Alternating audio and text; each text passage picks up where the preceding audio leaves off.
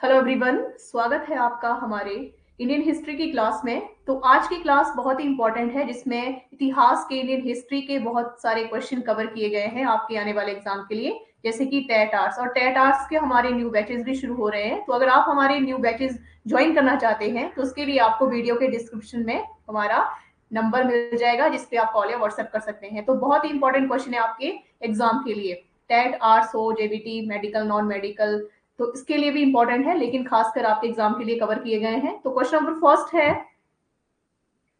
Question number first, किस वर्ष कलिंग का युद्ध हुआ था? तो क्वेश्चन है कि कलिंग का जो युद्ध हुआ था कब हुआ था। तो इसमें सही आंसर रहेगा 261 ईसा पूर्व। ठीक है, तो इसमें सही answer option D, correct answer 281 ईसा पूर्व में हुआ था। एंड नेक्स्ट क्वेश्चन है, मतलब ये जो युद्ध हुआ था कलिंग युद्ध 261 ईस्वी पूर्व में हुआ था, और ये युद्ध जो था किसमें? मौर्य सम्राट। बहुत सारे क्वेश्चन आपके यहाँ से कवर हो जाएंगे, एक क्वेश्चन से 2 या 3 क्वेश्चन आपके बन जाते हैं। तो मौर्य सम्राट अशोक, मौर्य सम्राट अशोक और कलिंग के बीच युद्ध हुआ था। कलिंग पूर्वी भारत में स्थित एक शक्तिशाली राज्य था। ठीक है, तो ये 261 ईसा पूर्व जो था हुआ था। एंड नेक्स्ट क्वेश्चन है, नेक्स्ट क्वेश्चन, अशोक द्वारा स्थापित शिलालेखों में किस शिलालेख में कलिंग युद्ध का वर्णन है? तो इसका सही आंसर रहेगा 13। ठीक है, 13वें अभिलेख कौन सा? 13 जो इंस्क्रिप्शन है, ठीक है, उसमें ये रहेगा जो शिलालेख है, 13वां शिलालेख, इसमें कलिंग युद्ध का वर्णन किया गया है। कलिंग युद्ध का जो वर्णन है 13वें शिलालेख में है, और इसे रॉक एडिक्ट भी कहा जाता है।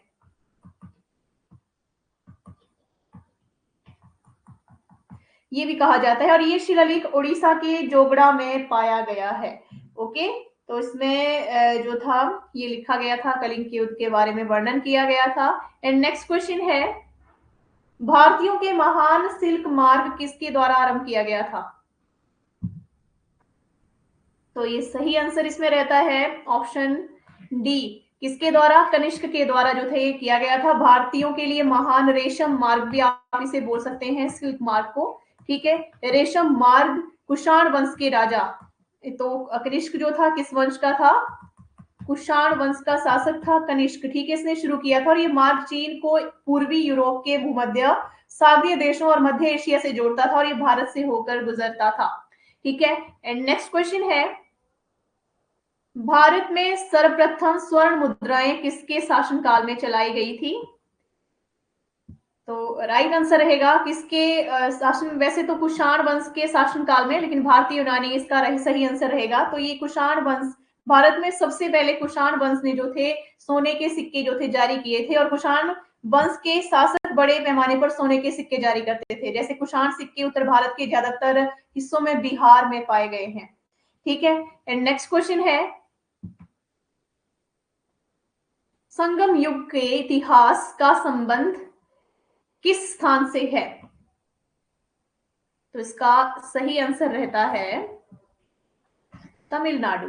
ठीक है, प्राचीन दक्षिण भारतीय इतिहास के उस काल को संदर्भित करता है जो संगम युग है, जो तमिल साहित्य, तमिलनाडु साहित्य, संस्कृति और राजनीतिक संस्थाओं के उत्कर्ष से चिन्हित है। ठीक है, तो ये प्राचीन तमिलनाडु के सामाजिक, राजनीतिक, आर्थिक और सांस्कृतिक जीवन में मूल्यवान अंतर्दृष्टि प्रदान करने के लिए काफी महत्वपूर्ण माना गया है। एंड नेक्स्ट क्वेश्चन है, भारत का गवर्नर जनरल कौन था? प्रथम गवर्नर जनरल, तो फर्स्ट था विलियम बेंटिक। फर्स्ट जो था William Bentinck, Lord William Bentinck Bharat के पहले गवर्नर जनरल थे, और ये एक ब्रिटिश राजनेता और सैनिक थे। ब्रिटिश राजनेता और क्या था? सैनिक। ठीक है, तो ये था पहला। तो एक बार फिर से मैं आपको बता दूं, हमारे टेटास के न्यू बैचेस शुरू हो रहे हैं। अगर आप हमारे न्यू बैचेस ज्वाइन करना चाहते हैं तो उसके लिए आपको वीडियो के डिस्क्रिप्शन में हमारा नंबर मिल जाएगा, जिस पे आप कॉल या व्हाट्सएप कर सकते हैं। एंड नेक्स्ट क्वेश्चन है, भारत में राजस्व एकत्र करने की स्थायी बंदोबस्त प्रणाली किसके द्वारा शुरू की गई थी? तो इसका जो सही आंसर रहेगा लॉर्ड कॉर्नवालिस रहेगा। स्थायी बंदोबस्त अवस्था, इस्तमरारी बंदोबस्त, इस्तमरारी भी आप बोल सकते हैं।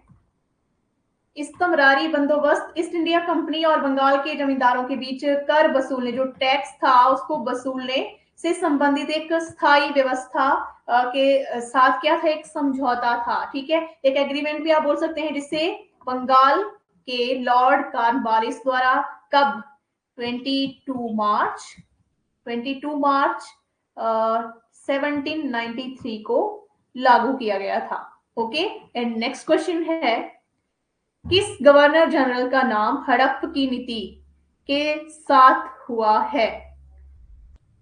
तो सही आंसर रहेगा लॉर्ड डलहौजी का, इसमें नाम आता है, या लॉर्ड डलहौजी इसका राइट आंसर रहेगा। ठीक है, डॉक्ट्रिन ऑफ लैप्स जो पॉलिसी थी जो इसने अपनाई थी, हड़प की नीति शुरू करने में बहुत बड़ी भूमिका जो थी लॉर्ड डलहौजी ने ही निभाई थी सारी की सारी, और पूरी योजना स्वयं खुद इसी ने जो थी तैयार की थी, लॉर्ड डलहौजी ने ही तैयार की थी खुद। और इन्होंने जो था 1848 टू 1856 तक गवर्नर जनरल के रूप में कार्य भी किया था। ठीक है, एंड नेक्स्ट क्वेश्चन है, सुंगौली की संधि में किनके मध्य संपन्न हुई थी? तो किनके मध्य जो थी, ईस्ट इंडिया कंपनी और नेपाल के बीच जो थी ये हुई थी, मतलब गोरखों आप बोल सकते हैं, गोरखों और आंग्लों के बीच। ठीक है, गोरखों और ब्रिटिशों के बीच ये संधि हुई थी 1816 को। ठीक है, तो ये जो संधि थी कब, 4 मार्च 1816 को हुई थी। ठीक है, नेपाल की सीमा रेखा भी इसमें तय की गई थी, बाउंड्री तय की गई थी, और इसमें नेपाली जो थे, जो गोरखे थे, उन्होंने नेपाल जाना स्वीकार कर लिया था कि वो अब यहाँ से चले जाएंगे। जैसे कि हिमाचल के बड़े काफी हिस्सों पर उन्होंने शासन भी किया था, तो वहां से उन्होंने जाना स्वीकार किया था सुंगौली की संधि के according. Okay, and next question है,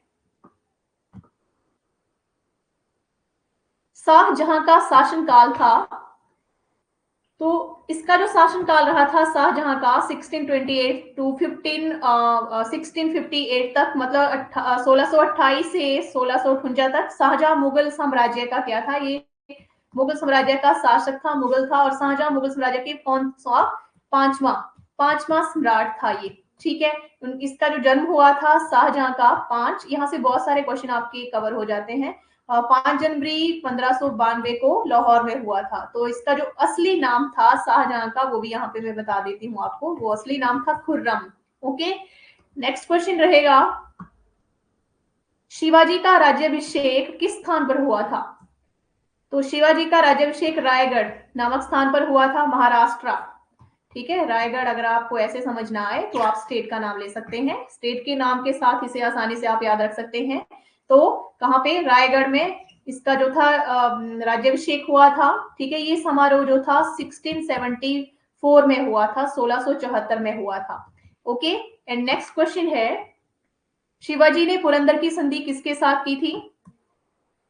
तो पुरंदर की जो संधि हुई थी मुगल साम्राज्य के सेनापति जयसिंह प्रथम के साथ। ठीक है, जयसिंह प्रथम का नाम आता है इनके साथ जो थी संधि हुई थी। और ये कब हुई थी, ये संधि जो हुई थी 11 जून 1665 को ये संधि हुई थी, और ये जो थी पुरंदर की संधि थी। ठीक है, एंड नेक्स्ट क्वेश्चन, पानीपत का तीसरा युद्ध किसके बीच हुआ था? तो पानीपत का तीसरा युद्ध जो हुआ था, थर्ड बैटल ऑफ पानीपत, तो ये जो हुआ था अहमद शाह अब्दाली और पेशवा बाजीराव द्वितीय के बीच में हुआ था। Option C is correct answer. तो ये जो हुआ था 14 जनवरी 1761 को हुआ था, और ये युद्ध हरियाणा के पानीपत, कहाँ पे, आप जानते ही है वैसे, हरियाणा के पानीपत के मैदान में लड़ा गया था। और इस युद्ध में अहमद शाह अब्दाली ने मराठों को क्या किया था, हरा दिया था। ओके, एंड नेक्स्ट क्वेश्चन है, दिल्ली सल्तनत की प्रथम और अंतिम महिला शासक कौन थी? तो आप जानते हैं, जैसे दिल्ली सल्तनत में आपने पढ़ा हो तो उसमें रजिया सुल्तान एकमात्र जो थी शासक रही थी, महिला। ठीक है, तो दिल्ली सल्तनत की पहली और आखिरी महिला रजिया सुल्तान थी, और ये गुलाम वंश से थी, मामलुक वंश भी आप बोल सकते हैं। गुलाम वंश की शासक रही थी ये, ठीक है, और इल्तुतमिश की बेटी थी। इन्होंने जो था 1236 से लेके 1240 के बीच भारत यानी दिल्ली पर शासन किया था। ओके, एंड नेक्स्ट क्वेश्चन है, विजयनगर साम्राज्य का सबसे महानतम राजा किसे माना जाता है? तो सबसे महानतम राजा माना जाता है कृष्णदेव राय को। तुलुक वंश की स्थापना जैसे कि वीर नरसिंह द्वारा 1505 में की गई थी, और इस वंश का जो शासक था, शक्तिशाली महान शासक जो था, कृष्णदेव राय था। यानी समूचे विजयनगर साम्राज्य का सबसे महान शासक यही हुआ था। ओके, एंड नेक्स्ट क्वेश्चन, किस स्थान पर विजयनगर साम्राज्य के खंडर मिले हैं? तो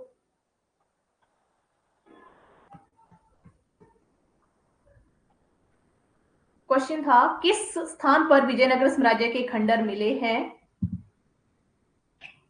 द करेक्ट आंसर हम्पी।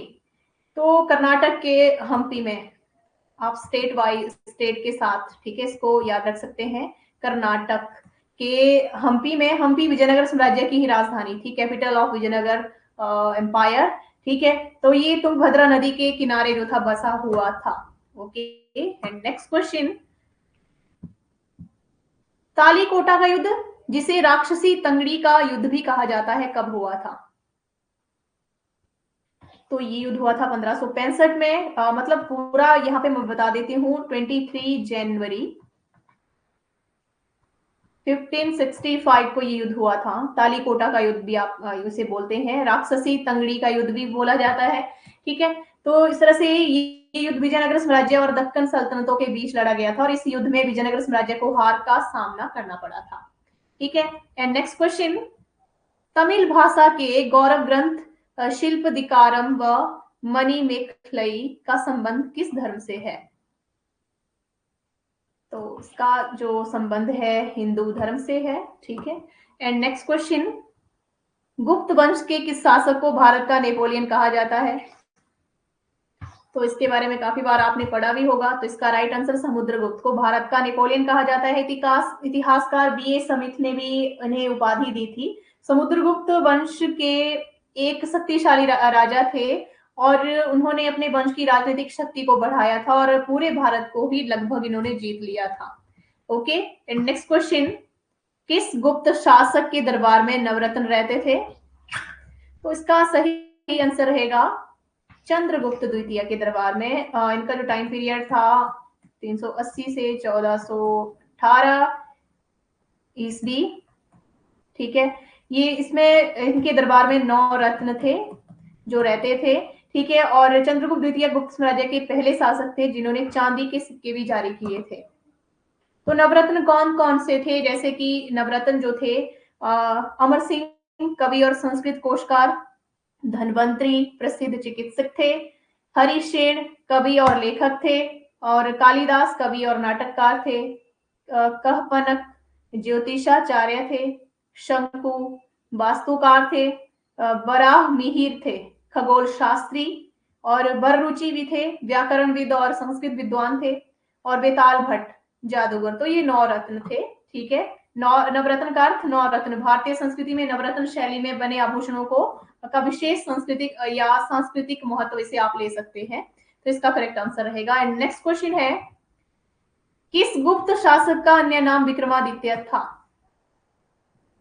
तो इसमें राइट आंसर चंद्रगुप्त द्वितीय को विक्रमादित्य के नाम से भी जाना जाता है, और चंद्रगुप्त द्वितीय गुप्त वंश के तीसरे शासक थे, थर्ड रूलर ऑफ गुप्त वंश, गुप्त साम्राज्य, ठीक है। तो इस तरह से ये सबसे शक्तिशाली शासकों में से एक थे जो चंद्रगुप्त द्वितीय थे। तो इस तरह से बहुत सारे क्वेश्चन मैंने आपके एग्जाम के लिए यहाँ पे कवर किए हैं, तो ये काफी हेल्पफुल है आपके एग्जाम के लिए, जैसे कि टेट आर्ट्स, जेवीटी या मेडिकल नॉन मेडिकल हो, तो उसके लिए भी काफी हेल्पफुल क्वेश्चन रहेंगे। तो एक बार फिर से मैं आपको बता दूं, हमारे टेट आर्ट्स के न्यू बैचेज और जेवीटी टेट के न्यू बैचेज शुरू हो रहे हैं। अगर आप हमारे न्यू बैचेज ज्वाइन करना चाहते हैं तो उसके लिए आपको हमारे वीडियो के डिस्क्रिप्शन में नंबर मिल जाएगा, जिसपे आप हमें कॉल या व्हाट्सएप कर सकते हैं, और इस वीडियो को ज्यादा से ज्यादा लाइक और शेयर भी करें, और साथ में हमारे चैनल को सब्सक्राइब करें।